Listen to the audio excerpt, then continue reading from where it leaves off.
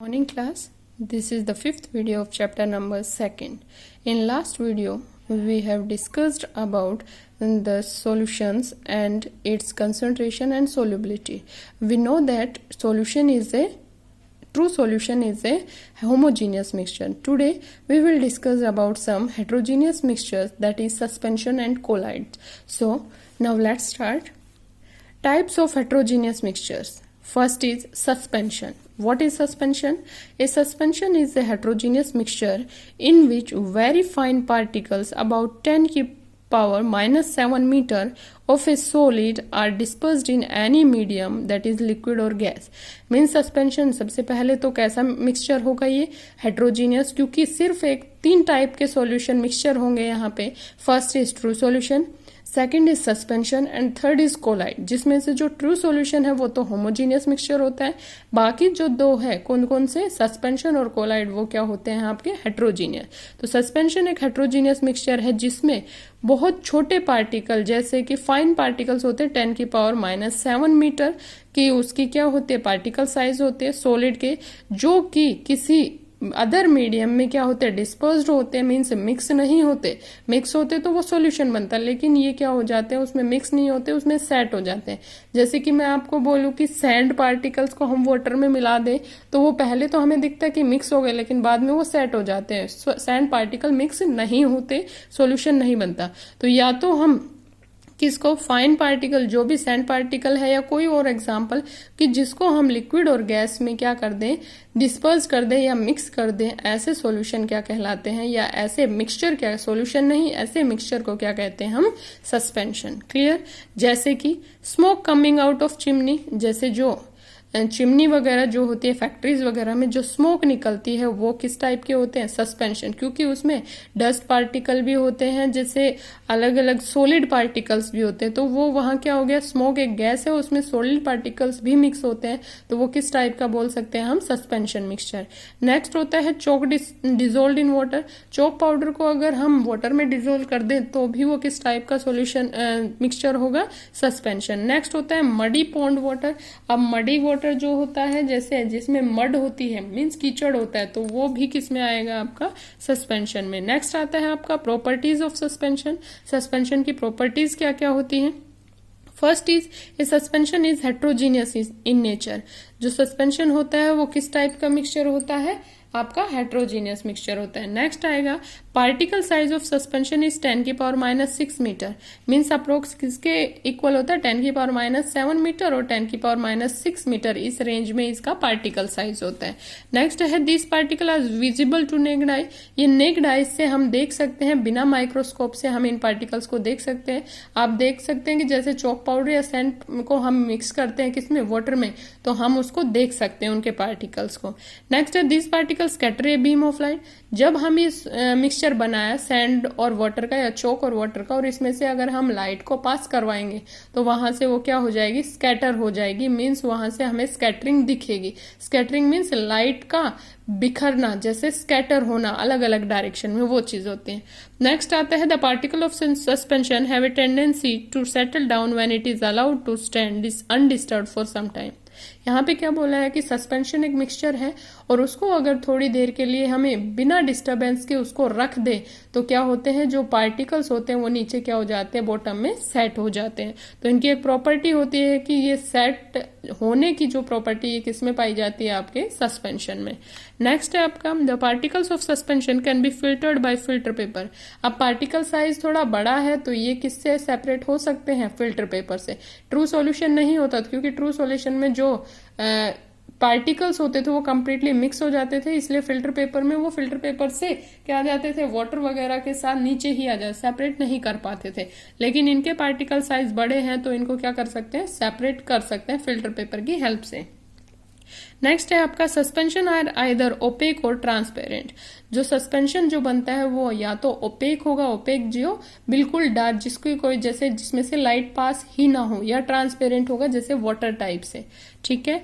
Next आता है आपका सेकंड टाइप. सेकंड जो मिक्सचर होता है वो होता है कोलाइडल सॉल्यूशन. अब इसमें देखिए in a colloidal solution the size of particles are larger than the true solution but smaller than those of suspension. Colloids में क्या होता है कि जो पार्टिकल साइज होता है वो ट्रू सॉल्यूशन से तो बड़े होते हैं लेकिन सस्पेंशन के पार्टिकल से छोटे होते हैं. Due to very smaller size of particle it appears to be homogeneous but actually it is heterogeneous mixture. Means इनका स्मॉल साइज है, जैसे ट्रू सॉल्यूशन से थोड़ा बड़ा और सस्पेंशन से थोड़ा छोटा, तो ये देखने में तो ऐसा लगता है कि होमोजीनियस है लेकिन एक्चुअली में ये कैसे होते हैं, हेट्रोजीनियस. यहाँ पे देखिए colloidal solution is a heterogeneous two phase system. Colloidal जो सॉल्यूशन होते हैं या मिक्सचर होता है वो किस टाइप का होता है, हेट्रोजीनियस होता है. उसमें टू फेज सिस्टम होता है. Two phase means to phase होते हैं उसमें.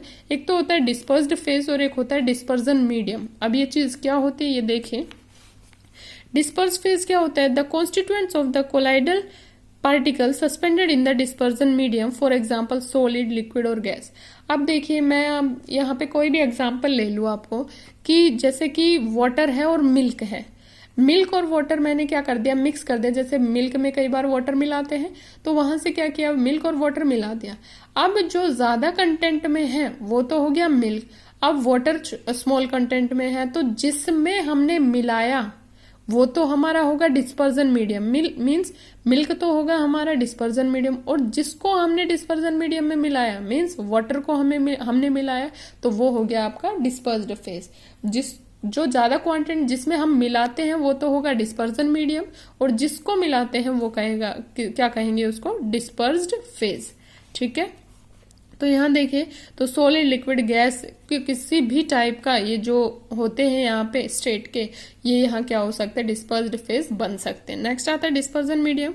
The medium in which colloidal particles are dispersed is called dispersion medium. जिसमें कोलाइडल पार्टिकल्स को क्या किया जाता है, मिक्स किया जाता है, डिस्पर्स करवाया जाता है, उस मीडियम को क्या बोला जाता है, डिस्पर्जन मीडियम. वो हो सकता है आपका वाटर, अल्कोहल, बेंजीन, कोई भी हो सकता है. वो क्वांटिटी देखी जाती है उसके बेस पे बोला जाता है. नेक्स्ट टॉपिक आपका आता है इमल्शन. ये इसी का टाइप है, कोलाइडल में ही आता है ये टॉपिक.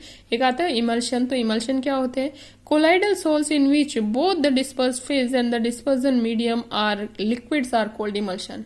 ऐसे कोलाइडल सॉल्यूशन, सोल्स किसके लिए, सॉल्यूशन के लिए. ऐसे कोलाइडल सॉल्यूशन जिसमें डिस्पर्स्ड फेज और डिस्पर्स्ड मीडियम दोनों चीजें क्या हो, लिक्विड ही हो, इन ऐसे सॉल्यूशन को, ऐसे कोलाइडल सॉल्यूशन को कहा जाता है इमल्शन. अब ये इमल्शन भी दो टाइप से होते हैं. कौन कौन से, ऑयल इन वाटर इमल्शन और वाटर इन ऑयल इमल्शन. ठीक है, दो डिफरेंट है. एक तो ऑयल इन वाटर इमल्शन और एक वाटर इन ऑयल इमल्शन. अब ये चीज क्या होती है ये हम पढ़ेंगे अभी. नेक्स्ट देखिए यहाँ पे ऑयल इन वाटर इमल्शन क्या होता है. In this emulsion oil is the dispersed phase and water is the dispersion medium, for example milk, vanishing creams. अब ऐसे इमल्शंस जिसमें जो ऑयल है वो तो किस तरीके का काम करेगा, डिस्पर्स्ड फेज, और वाटर जो काम करेगा वो किसका, डिस्पर्जन मीडियम का. तो वो चीज क्या होती है, ऑयल इन वाटर इमल्शंस कहलाती हैं. जैसे कि मिल्क और वैनिशिंग क्रीम्स. वैनिशिंग क्रीम्स क्या हो गई, जो क्रीम वगैरह हम लगाते हैं, जैसे कि जो हम कोल्ड क्रीम लगाते हैं सर्दियों में, तो वो सारी किस चीज के बनी होती है, oil in water emulsion. Means oil का कंटेंट होता है उसमें. अब आता है water in oil emulsion. Cold cream तो इसमें आएगी, ये वाटर इन ऑयल इमल्शन में कोल्ड क्रीम. और वैनिशिंग क्रीम से मीन्स यहाँ पे हम पेंट वगैरह करते हैं तो वो जो हम पेंट लेके आते हैं उसको वैनिशिंग ही बोला जाता है, वैनिशिंग पेंट वगैरह. तो उसमें क्या होता है, ऑयल का कंटेंट ज्यादा होता है. तो यहाँ पे देखिए next water in oil emulsion. Water in oil emulsions क्या कहलाते हैं, इन दिस इमल्शन. अब उसका जस्ट अपोजिट हो जाएगा, इसमें वाटर तो डिस्पर्स फेज बन जाएगा और ऑयल क्या बन जाएगा, इसमें डिस्पर्जन मीडियम, जैसे कि कोल्ड क्रीम. नेक्स्ट आता है इमल्सिफायर और इमल्सिफाइंग एजेंट्स. ये क्या होते हैं, the substances which are added to stabilize emulsions are called emulsifier और emulsifying agent. ऐसे सब्सटेंस जिसको ऐड किया जाता है इमल्शंस में ताकि वो स्टेबलाइज हो जाए.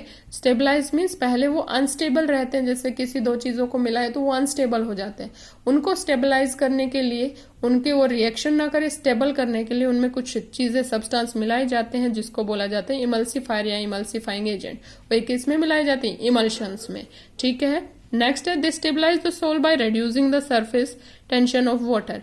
ये कैसे स्टेबलाइज करते हैं कि जो सरफेस टेंशन होती है वाटर की, सरफेस टेंशन मीन्स जो वाटर की सरफेस पे जितना अट्रैक्शन होता है उसको क्या कर देता है, रिड्यूस कर देता है और वो उसको स्टेबलाइज कर देता है। फॉर एग्जाम्पल जैसे कि सोप्स एज ए इमल्सिफायर ये क्या करते हैं, काम करते हैं कि वाटर में जब हम क्लोथ्स पे सोप लगाते हैं और वाटर मिक्स करते हैं तो वो क्लीन जल्दी हो जाते हैं क्या, क्लोथ्स। जैसे प्रोटीन्स हो गए, जिलेटिन्स हो गए, ये सब किसके एग्जाम्पल आते हैं, इमल्सिफायर के या इमल्सिफाइंग एजेंट्स के। नेक्स्ट है कोलाइडल पार्टिकल्स की प्रॉपर्टीज क्या क्या होती है। Colloidal solution is the heterogeneous in nature. Heterogeneous mixture होता है कंसिस्टिंग ऑफ टू फेज होते हैं। First is dispersion medium and second is dispersed phase. Next is the size of colloidal particle lie between 10⁻⁻⁶ to 10⁻⁹ metre. ये तो किसका होगा, आपका suspension का, और ये किसका होता है, ट्रू सॉल्यूशन का। इनके बीच की जो रेंज होती है वो आपकी किसकी होगी, कोलाइडल पार्टिकल्स की। नेक्स्ट आते हैं colloidal particles are not visible to naked eye. जो कोलाइडल पार्टिकल्स होते हैं वो विजिबल नहीं होते, किसके, नेक्ड आई से विजिबल नहीं होते क्योंकि पार्टिकल साइज छोटा होता है। बट विजिबल अंडर माइक्रोस्कोप, लेकिन माइक्रोस्कोप से हम उसको देख सकते हैं। नेक्ड आई से नहीं देख सकते लेकिन माइक्रोस्कोप की हेल्प से हम उसको देख सकते हैं। नेक्स्ट आता है colloidal particle shown Brownian movement. Colloidal particle जो क्या करता है, ब्राउनियन मूवमेंट शो करता है। अब ब्राउनियन मूवमेंट क्या होता है, zigzag movement of particle, means particle इधर गए फिर इधर गए फिर इधर, तो ये जिगजैग मोशन होता है कि किसी भी डेफिनेट डायरेक्शन में नहीं, किसी भी डायरेक्शन में मूवमेंट करना है। या आपसे पूछा जाए what is Brownian movement, BROWNIAN, Brownian movement क्या होता है, तो आप बोलेंगे कि zigzag motion of particles is known as Brownian movement. तो ये ब्राउनियन मूवमेंट कौन शो करता है, कोलाइडल पार्टिकल्स। क्लियर। नेक्स्ट आता है कोलाइडल पार्टिकल स्कैटर लाइट। अब कोलाइडल पार्टिकल जैसे सस्पेंशन लाइट स्कैटर करते थे ऐसे ही कोलाइडल पार्टिकल स्कैटर करते हैं लाइट को, और इसी प्रोसेस को बोला जाता है टिंडल इफेक्ट, TYNDALL, और टिंडल इफेक्ट। तो यहां से आपसे पूछा जाए टिंडल इफेक्ट क्या होता है, the property of colloidal particles of scattering light is known as Tyndall effect. Brownian movement होता है जिगजैग मोशन और टिंडल इफेक्ट होता है scattering of light by the particles. Clear. Next होता है, तो ये दोनों नाम आपको याद रखने हैं, first Brownian movement and second Tyndall effect. Next is colloidal particles show electrophoresis, that is one can move in electric field as they carry electric charge. Colloidal particles क्या शो करते हैं, इलेक्ट्रोफोरेसिस। अब इलेक्ट्रोफोरेसिस क्या होता है कि वो substance या वो प्रॉपर्टी जिससे कि वो कोलाइडल जो पार्टिकल्स है अगर वो इलेक्ट्रिक फील्ड में मूव कर रहे हैं तो वो कौन सी प्रॉपर्टी शो करेंगे, इलेक्ट्रोफोरेसिस। और वो इलेक्ट्रिक फील्ड में क्यों मूव करते हैं, क्योंकि उसके ऊपर चार्ज होते हैं, इसीलिए वो क्या करते हैं, इलेक्ट्रिक फील्ड में मूव कर सकते हैं। और इन्हीं प्रोसेस को क्या, इसी प्रॉपर्टी को क्या बोला जाता है, इलेक्ट्रोफोरेसिस। नेक्स्ट है colloidal particles are quite stable as they do not settle down at bottom when they kept undisturb. Suspension क्या होते थे कि जब मिक्स करने के बाद थोड़ी देर अनडिस्टर्ब छोड़ देते थे उनको, तो वो क्या हो जाते, नीचे सेट हो जाते थे उसके पार्टिकल। लेकिन कोलाइडल में ऐसा नहीं है, ये मिक्स ही रहेंगे, ये सेट नहीं होते, इसलिए इनको हम बोलेंगे कोलाइडल पार्टिकल्स आर स्टेबल। ज्यादा स्टेबल नहीं, ज्यादा स्टेबल तो ट्रू सॉल्यूशन होगा लेकिन ये कम स्टेबल होगा। नेक्स्ट आता है last property, colloidal particle shows coagulation only in the presence of gravity. Colloidal particles क्या होते हैं, कोगुलेशन शो करता है। अब कोगुलेशन क्या होता है, जैसे कि मैं आपको बता दूं कि जब हमारे कहीं चोट लग जाती है, इंजुरी हो जाती है, तो क्या होती है, ब्लीडिंग निकलती है, ब्लड निकलता है, और थोड़ी देर बाद वो अपने आप उस पर ब्लैक कलर की कोटिंग आ जाती है, ब्लीडिंग रुक जाती है, उसके बाद कोटिंग आ जाती है। तो वो चीज क्या होती है, कोगुलेशन। मीन्स किसी चीज का, जैसे अब वहां क्या हुआ कि हम वहां पे इंजुरी होती है और वहां पे जो हमारी बॉडी की जो प्रोटीन्स वगैरह है वो वहां पे आके और वहां एक लेयर बना लेती है और ब्लीडिंग रुक जाती है। तो प्रोटीन ने और ब्लड ने क्या किया, कोगुलेट किया। या हम यही कह दे कि हम यहाँ पे क्या लगा देते हैं, मेडिसिन लगा लेते हैं, तो वो क्या हो जाती है, वो कोगुलेट कर जाती है, मीन्स मिलके और एक चीज जैसे सब्सटेंस बना लेती है कोगुलेशन से, तो वो प्रोसेस कहलाता है कोगुलेशन। ठीक है। नेक्स्ट आता है टिंडल इफेक्ट, मैंने अभी बता ही दिया।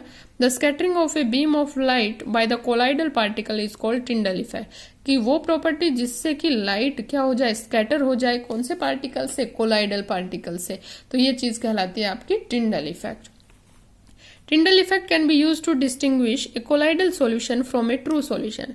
टिंडल इफेक्ट जो होता है वो किस तरीके से काम आता है कि टिंडल इफेक्ट की वजह से ही हम क्या देख सकते हैं कि वो चीज ट्रू सॉल्यूशन है या वो कोलाइडल सब्सटेंस है। अब देखो, अब यहाँ पे ये चीज है कि साइज दोनों का सेम रहता है, थोड़ा बहुत फर्क रहता है, लेकिन मिक्स दोनों चीजें होती हैं। अब अगर कोलाइडल नीचे सेट हो जाता तो हम डिफ्रेंशिएट कर सकते थे, लेकिन इसके पार्टिकल सेट नहीं होते तो दोनों ही हमें ट्रू सॉल्यूशन लगते हैं, ट्रू सॉल्यूशन जैसे होते हैं। जैसे कि जो कोलाइडल पार्टिकल या कोलाइडल सॉल्यूशन होता है वो होमोजीनियस लगता है, लेकिन एक्चुअली में वो होता नहीं है। तो अब उन दोनों में डिफ्रेंशिएट करने की एक ही प्रॉपर्टी है, टिंडल इफेक्ट। उस पर लाइट की बीम ऑफ लाइट गिराओ, अगर वो स्कैटर हो रही है तो कोलाइडल, और अगर नहीं हो रही है तो वो कैसा होगा, ट्रू सॉल्यूशन। अब टिंडल इफेक्ट के एग्जाम्पल देख लीजिए। फर्स्ट है, Tyndall effect is observe when a fine beam of light enters in a room through a small whole.